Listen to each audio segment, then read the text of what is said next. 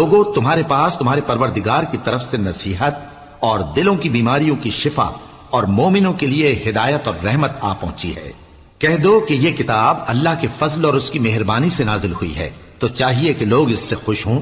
یہ اس سے کہیں بہتر ہے جو وہ جمع کرتے ہیں۔ کہو کہ بھلا دیکھو تو اللہ نے تمہارے لیے جو رزق نازل فرمایا تو تم نے اس میں سے بعض کو حرام ٹھہرایا اور بعض کو حلال۔ ان سے پوچھو کیا اللہ نے تمہیں اس کا حکم دیا ہے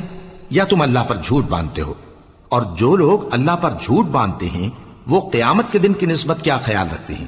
بے شک اللہ لوگوں پر مہربان ہے، لیکن اکثر لوگ شکر نہیں کرتے۔ اور تم جس حال میں ہوتے ہو، یا قرآن میں سے کچھ پڑھتے ہو یا تم لوگ کوئی اور کام کرتے ہو، جب اس میں مصروف ہوتے ہو تو ہم تمہارے پاس ہوتے ہیں، اور تمہارے پروردگار سے کوئی ذرہ بھر بھی چیز پوشیدہ نہیں رہتی، نہ زمین میں اور نہ آسمان میں،